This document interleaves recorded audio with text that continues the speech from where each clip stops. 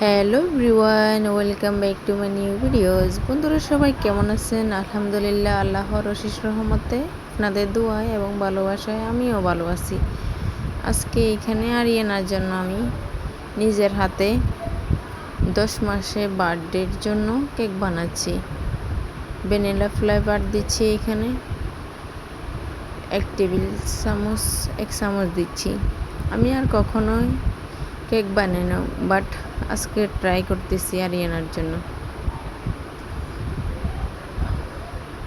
এখানে ডিমগুলো গ্রেট করে নিয়েছি, বিটার মেশিন দিয়ে বিট করে নিয়েছি। আমি আর কখনোই বানাই না, আজকে ফার্স্ট। আর এখানে দিচ্ছি রেড ফুড কালার 1 টেবিল চামচ। এগুলো এখন মিক্সার করে নিব। সবাই আমার জন্য দোয়া করবেন, আমি যেন প্রফেশনাল কেক বানাতে পারি এক সময়। আস্তে আস্তে ইনশাল্লাহ সব কিছু ঠিক হয়ে যাবে। এটা আমার অনেক শখের বশেতে। এখানে অনেক কাহিনীও আছে, নিজের একটা শখও পূর্ণ করতেছি, আবার একটা কাহিনীও আছে। তাই কেক বানাতে আমার অনেক আগের থেকে এই কেকগুলো বানানো শিখছি আমি। যে কোনো একটা জিনিস দেখবেন, আমি আমার কথাই বলি, আর কারো কথা না। আমার ভিতরে যদি রাগ আসে, হিট আসছে, আমি ওই কাজ করে দেখাই, বানাই।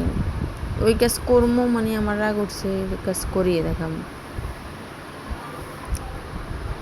এটা আমার করতে হবে মানে হবে। এটা যতদিন করবো না, এতদিন আমার ঘুম আসবে না। কার কীরকম রাগ আমি জানি না, বাট আমার এই দিক দিয়ে প্রচুর রাগ। কেউ আমাকে কোনো একটা নিয়ে কিছু খোঁটা দিয়েছে বা কোনো কিছু বলছে, ওইটা নিয়ে আমার অনেক আনইজি ফিল হয়। আর এখান দিয়ে একটু সাদা তেল দিব, সব কিছু মিক্স করে নিব, আটা চেলে নিব। আর এনাকে বসা রাখছি, ও অনেক দুষ্টমি করে, অনেক চিৎকার করতেছে। বালিশ দিয়ে রাখছি, এখানে ময়দা দিয়েছি, বেকিং পাউডার দেব এখন। আর এনাকে নিয়ে আরেকটু দিচ্ছি। আর এনাকে নিয়ে কাজ করতে প্রচুর কষ্ট হয়। এগুলো করতে আমার এত সময় লাগতো না। আর এনাকে নিয়ে কাজ করতে আগে আমার সময় যাইতো না, আর এখন আমার সময় কোনখান দিয়ে চলে যায় আমি নিজেও জানি না।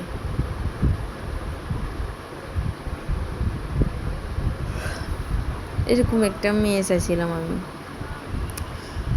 আমি যখন তাহাজ্জুদে নামাজ পড়ছি, আল্লাহকে বলছিলাম যে আমার একটা নেক্সট সন্তান দান করেন, যেটাই দান করেন ও যেন চঞ্চল হয়, হাসি খুশি থাকে, দুষ্টামি করে। আমার কাছে হাসি খুশি যদি না থাকে, ওই বাচ্চাগুলো ভালো লাগে না। চুপচাপ থাকে, দেখেন অনেকগুলো বাচ্চা কাচ্চা, আমার ওই বাচ্চাগুলো ভালো লাগে না। আমি যদি আমার আরও পাখি যদি না হাসতো, না চঞ্চল হতো, আমি মনে কুলেও নিতাম না। আমি বলতেছি আর কি, কুলে নিতাম না, ও তো আমার কলিজার টুকরা, ওকে কি কুলে না নিলে হয়? এখন ও হাততালি দিতে পারে। আমি যদি কুক বলি, ও বলে ও তা।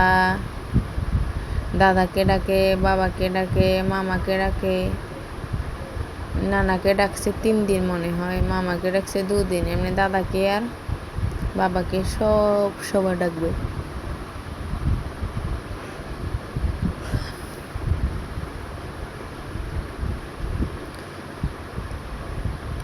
এই রেড কালারগুলো, ফানি জাতীয় রেড কালারগুলো যখনই নিয়ে আসবেন, দেখবেন যে গোলাপি কালার হয়ে যায়, ঠিক রেড কালারটা আসে না।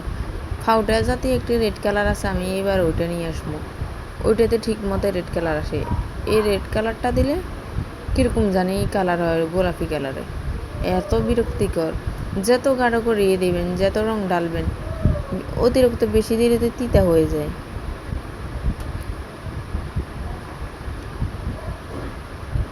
আর এখানে আমি মোল্ডের ভিতরে সাদা তেল ব্রাশ করে নিচ্ছি।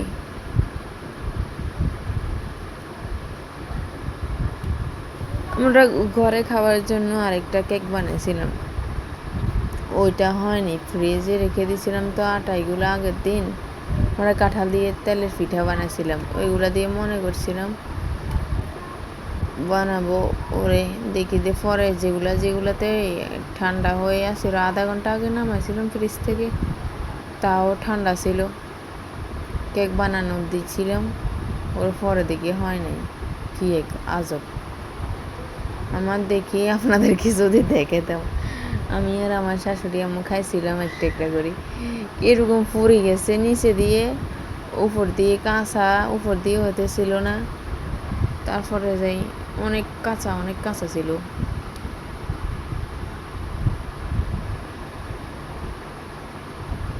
খাইতে তো খাইতে মাসাল্লাহ অনেক মজা ছিল, বাট মাঝখান দিয়েরগুলো ভালো ছিল, এগুলো অনেক মজা। আমি আর আমার শাশুড়ি উপরেরগুলো ফালাই দিই, নিচেরগুলো খাইছিলাম।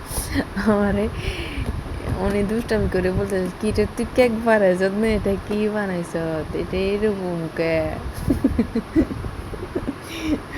আমি পরে বলতেছি যে এটা কেক না, খান, এগুলো মজা আছে। কেউ যখন কেক বানাইবেন চুলাতে, আমি তো এখনো ওভেন কিনিনি, আমি ব্যবসা করার জন্য কেক বানানো শিখিনি। শখের বসেতে, জিদের বসেতে এই কেক বানানো আমার। একটা স্ট্যান্ড বসায় দিবেন, লো আছে 10 মিনিট 15 মিনিটের মতো, বালুগুলোকে গরম করে নেবেন, দেখবেন কেকটা একদম পারফেক্টভাবে হবে। উপর দিয়ে একটা স্ট্যান্ড বসায় দিবেন কেকের উপরে, এই পাতিলের উপরে। এরপর মোল্ড এটা দিবেন, দেখবেন ঢাকনা দিয়ে ভালো মতো যেন একটু হাওয়া না ঢোকে।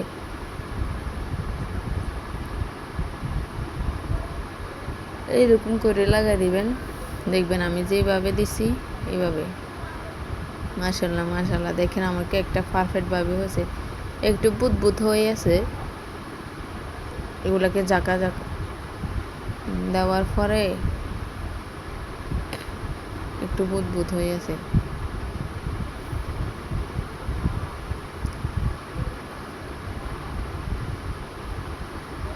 আমার খালা শ্বশুরকে একটা দিয়েছিলাম, উনি শুধু পান, সিগারেট, দুধ চা ছাড়া আর কিছু খেতে চায় না, উনি খাবে না।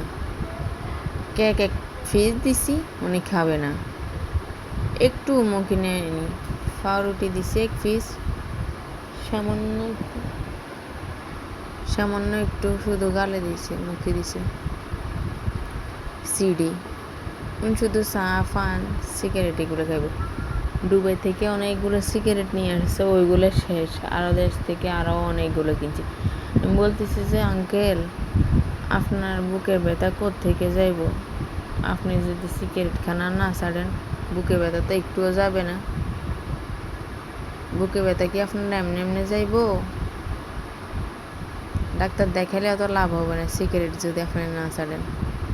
আমার শ্বশুর আব্বু সিগারেট খেত, মাশাল্লাহ। এখন আগে 7টা 8টা ইফতার করিয়ে আব্বু চলে যেত বাইরে, আমাদের ঘরে আব্বু সিগারেট খাইতো না, আমাদেরকে সম্মান করে। আমি তো কখনোই সিগারেটের গন্ধ সহ্য করতে পারিনি, ধোঁয়া সিগারেট। 6টা 7টা কোনোদিন 10টাও খেয়ে ফেলতো। আর এখন সে আব্বুকে আল্লাহ রহমত করছে, আব্বু মিনি স্ট্রোক করছিল 2বার। এরপর থেকে আব্বুদের সিগারেট খাওয়া ছেড়ে দিছে, আর কখনোই মুখেও দেয় না। প্রথমে 1টা 2টা 3টা 4টা এরকম করে আস্তে আস্তে কমাইতে সবগুলো কেক খাওয়া ছেড়ে দিছে। আঙ্কেলকে বলছি যে এরকম করলে তো আপনিও ছেড়ে দিতে পারবেন, বুকে ব্যথা চলে যাবে, কাশি চলে যাবে। আঙ্কেলে বলে না, আমি পারবো না। গরমের কারণে আমার কেকের দেখেন ফিনিশিংটা ভালো হয়নি।